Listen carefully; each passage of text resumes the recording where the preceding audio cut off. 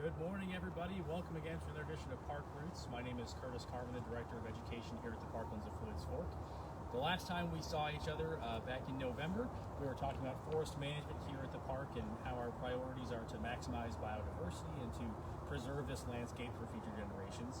And so when we talk about biodiversity, we're talking about that collection of plant and animal life. The maximum that we can get out here is going to be the healthiest ecosystem we've got. And back in October, we talked a little bit about how our plants are starting to deal with the changing seasons. So our trees are losing their leaves, conserving that energy for the dark, long winter coming up here. And today, what I want to talk about is a little bit how our wildlife is preparing for winter. So we are in the tail end of fall here. We're approaching winter here in the next couple of weeks. And so our wildlife are busy preparing for that season. There are a few different ways that wildlife can prepare for the winter. They typically use one of three strategies.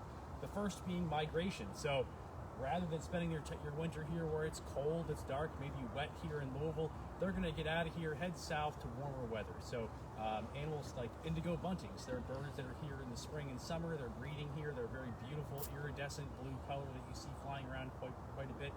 They migrate down to Mexico for the winter time. They'll come back up here as it gets warmer for their breeding season. Monarch butterflies are also migrators. In fact, just here in the Parklands in October, some of our education staff and our volunteers were able to tag over 20 monarchs to track their migration to Mexico. So that fourth generation of monarchs is flying from here down to Mexico. So hopefully in the next couple of months, we'll get confirmation that those tagged monarchs made it to Mexico, and we can learn a little bit about that large migration. So sometimes animals are going to migrate. Even us humans will do that too, right? We've got snowbirds that go down to Florida for the winter time. So you can migrate, you can get out of the cold and get into the heat. If you're an animal, you can also hibernate. So a lot of us think of bears, we think of hibernation, right? There's a couple different layers to hibernation. So there are true hibernators like groundhogs. So a groundhog is going to be fattening themselves up over the summer and into the fall. And as the daylight changes and as their hormonal changes in their body occur, they know it's time to start hibernating. So they'll burrow down into the ground and they're able to slow their metabolic rate down to only 1 to 2% of a normal active animal. So think about how much you breathe, your body temperature. So they're able to almost go down to nothing, and they stay like that for 1 to 3 weeks at a time. They will wake up every now and again to go to the bathroom to get some water, but they'll typically spend 1 to 3 weeks at a time in that very deep sleep of hibernation. We've also got animals like bats that will go into what I call hibernation light, or a state called torpor. So where hibernation is brought on by changes in daylight and hormonal changes in the animal, torpor is mainly an easy strategy for animals to deal with cold temperatures or dwindling food supplies. So if it gets really, really cold, or maybe there's not a lot of food, a bat can actually slow their body down and stay like that for 1 to 2 days. So they're dropping their body temperature, very similar to hibernation, but only last for a small period of time where they're not able to get their food, or maybe it's just really, really cold. When the weather warms up a little bit, you catch a sunny day in the winter, they can get active again and go out and get some food. So you're either going to sleep it off, slow down, or you're going to migrate to Mexico, or even somewhere farther south where it's warmer. The last strategy that our animals have is toleration. So rather than leaving or going under or slowing their body down, they're just going to tolerate the winter season. But to do that, you have to have some pretty special adaptations to allow you to get through this cold, long winter season here in Kentucky. So to illustrate toleration, I'm going to go back to my roots as an environmental educator here and do something a little bit silly, all right? And so I'm going to talk about my favorite animal here in the park and a good example of a tolerator over the winter, and that's the beaver. Right, so we've got lots of beavers that are here in the Parklands. You've probably seen evidence out on our trails walking around, some trees being chewed down. We don't have a lot of beaver dams that get built here because Floyd's Fork floods so often, but they will then inside the banks or in their lodge. So we do have a lot of beavers here, but they don't hibernate, they don't migrate, they stay here all winter long. But how are you going to stay safe, warm, good all winter as a beaver, right? It's pretty cold. They live in and around the water. They're swimming a lot, so it's going to be pretty cold. So you got to have some pretty special adaptations, all right?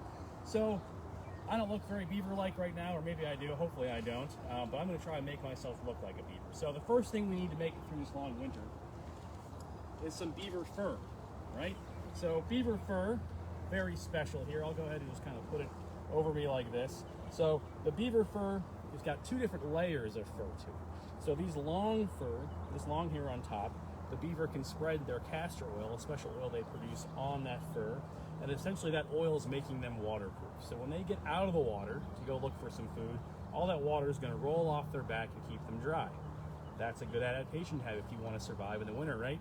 And underneath those long hairs, there's some really soft down fur underneath. So that's like wearing a big down jacket. So you've got a nice warm jacket on of that fur, plus a waterproof layer, so you're going to stay warm and dry in the winter, right? So that's an excellent adaptation that the beaver has. So I got to give myself this beaver fur. Hopefully it doesn't fall off, right? Okay, so I've got warm and dry fur. So that's the first thing. Now I got to find food all winter, right? I'm a beaver. A lot of people think beavers eat fish because they live in and around the water, right? Beavers are actually herbivores. They are only going to eat plants and specifically trees. So when they're cutting down trees, they use that lumber for building their lodges, sometimes building dams, but mainly as a food source. So they're chewing down the trees and eating that inner bark of the tree. That's their food source. But to do that, you got to have really strong teeth, right? You've got to have big beaver teeth, all right? And so here is a beaver's skull.